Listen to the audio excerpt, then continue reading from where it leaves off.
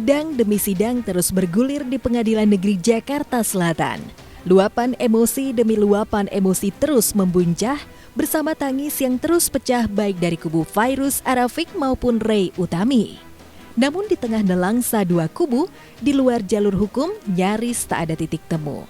Permintaan maaf demi permintaan maaf nyaris tak mampu menggubris detak hati Fairuz yang sudah terlanjur sakit hati. Ia bahkan memasrahkan urusan damai dengan sang kuasa. Tak lagi mau menoleh tangis Ray, apalagi nelangsa hidup mantan suaminya di balik jeruji besi. Proses hukum tetap berjalan karena negara kita bukan negara maaf, negara kita negara hukum. Jadi masalah maaf-maafkan biar antara saya sama Allah aja. Hal baik nggak perlu saya umbar. Ya sudahlah, itu makan hak-haknya dia, ya kan. Yang penting sekarang fokus saya jalanin ini, mudah-mudahan cepat selesai sehingga saya juga bisa membereskan masalah-masalah yang lain. Agendanya hari ini pemeriksaan saksi. Pemeriksaan saksi. Alhamdulillah hari ini lancar, proses sidangnya cepat, ya mudah-mudahan banyak fakta positif yang saya dapat gitu. Ya aku minta maaf kalau memang Uni dengan datang ke sini menjadi dihujat, tapi aku demi Allah aku nggak ada niat apa-apa. Aku hanya ingin memerlukan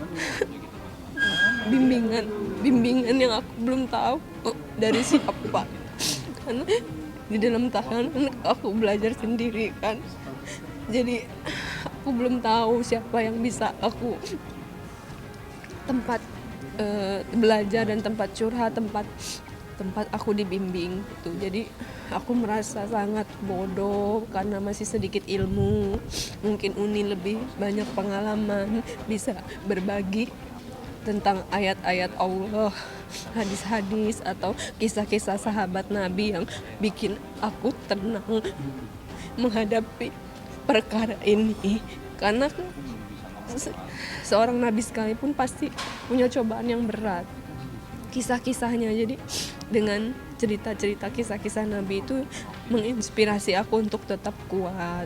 Aku hanya manusia biasa, pasti aku diuji dengan ketakutan, kekurangan, ujian, cobaan. Tapi aku harus yakin semuanya pasti ada hikmah di balik ini semua, dan Allah sayang sama aku. Untuk Uni Sinta Tanjung, aku mengaturkan terima kasih sebesar-besarnya, dan untuk tim Istiqomah Squad yang udah datang juga kemarin mensupport aku sebagai sesama muslim dan seorang ibu. Aku mengucapkan terima kasih. Mudah-mudahan aku bisa dalam waktu dekat berkumpul dengan keluarga, dan apapun itu hasilnya aku serahkan semuanya sama Allah. Pasti Allah berikan yang terbaik.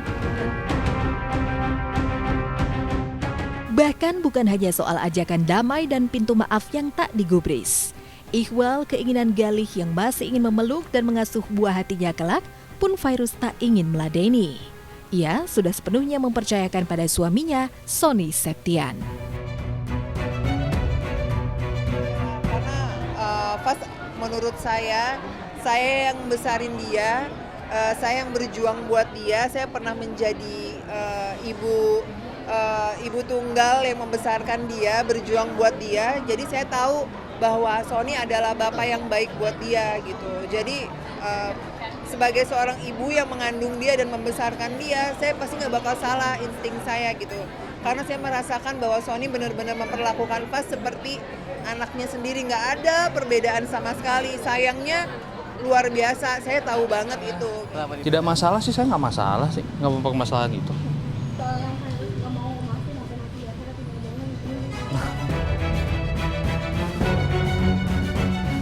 Kerasnya sikap Fairuz bak karang diterjang ombak. Kepedihan hatinya nyaris tak terobati, hingga maut merenggut pun ia tak sudi mantan suaminya mengasuh buah hatinya. Setiap orang pasti punya yang namanya perasaan ya. Apalagi perempuan gitu kan, perempuan itu kan mulia ya, perasaan itu kan begitu lemah. ketika dia mendapat sebuah cobaan atau dia disakiti sama, maaf ya sayang, orang yang dulunya pernah ada di hidupnya, pasti akan merasakan yang namanya sakit yang luar biasa gitu. Akhirnya efek-efek yang terjadi adalah karena apa yang dia rasakan. Anak itu nyari. Gitu.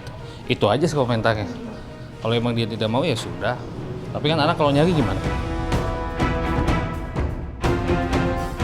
Akibat ulahnya yang mengolok-olok bau tak sedap bagian tubuh yang diduga mengarah pada mantan istrinya, Galih seolah harus menerima karma perbuatannya.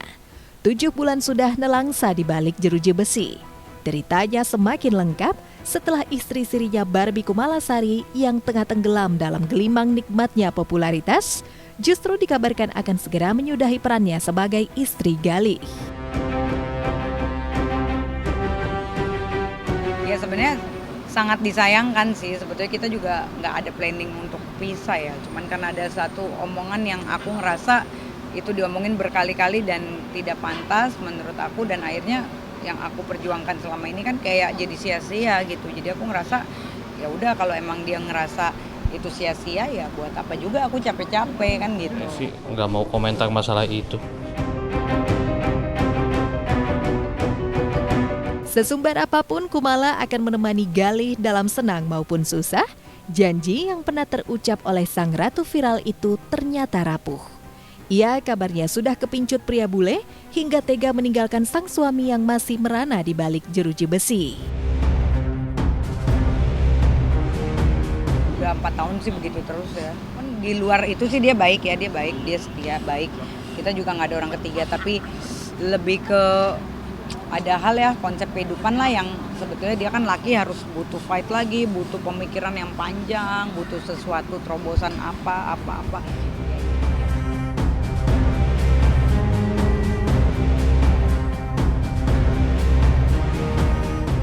Sementara itu, Ray harus pasrah melewati hari-hari di penjara bersama sejuta tangisnya yang akan pecah kala mengingat buah hatinya yang masih kecil harus kehilangan belayan dan kasih sayangnya di rumah. Di saat aku menyusui, jadi daripada aku stres, aku sempat berpikiran apa aku mati aja, aku hidup ini apa aku akhirin aja. Tapi entah sampai kapan episode lirih itu harus dilalui Ray juga Galih. Yang pasti, sebelum palu hakim mengetuk, durasi derita itu masih harus terus dilalui sambil menguatkan hati bersama sesal tak terperikan akibat mengumbar canda berlebihan.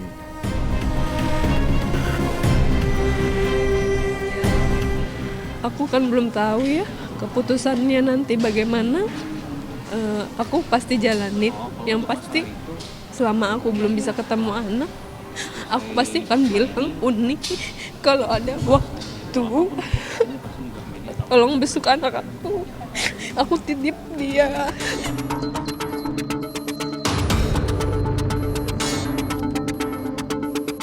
Di tempat berbeda, Arya Satria, suami Karen Puru Idol, yang baru saja dirundung duka setelah insiden kepergian putri sematawayangnya Zevania Karina, yang diduga akibat jatuh dari lantai 5 apartemen yang dihuninya, akhirnya buka suara. Ya, usai menabur bunga di atas makam sang buah hati, Arya yang selama ini jadi sasaran tuduhan Karen menantang pihak pengacara sang istri untuk membuktikan kebenaran peristiwa kematian putrinya. Di dalam masa seperti ini, yang megang kebenarannya adalah saya. Yang berada terakhir kali sama Zevi itu saya, bukan mereka. Dan di Islam itu ada istilah suuzon, berprasangka buruk. Dan alasannya adalah, oh karena dia kan dulu masuk rumah sakit jiwa 4 tahun, gitu alasannya. Saya buka tantangan. Kepolisian, pengadilan, silakan pergi ke rumah sakit jiwa tersebut.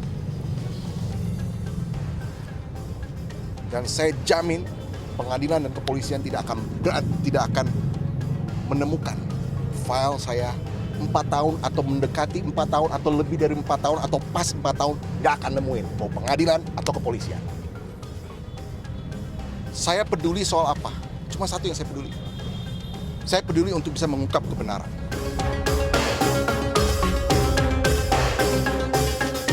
Arya bahkan menantang untuk menggunakan alat deteksi kebohongan demi membuktikan ucapannya.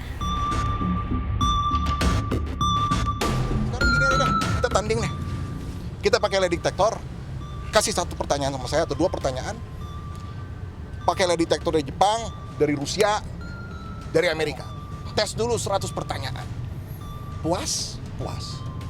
Daftarkan nama-nama Anda yang berani semua bilang janggal semua sini. Maju lu semua. Ya, tantangan Arya terhadap kubu Karen itu wajar. Terlebih dalam masa-masa bergabung, ia sempat bungkam. Ia tak ingin dituding sebagai pembunuh tanpa bukti hukum, apalagi bagaimanapun mendiang Zefania adalah putri yang disayanginya.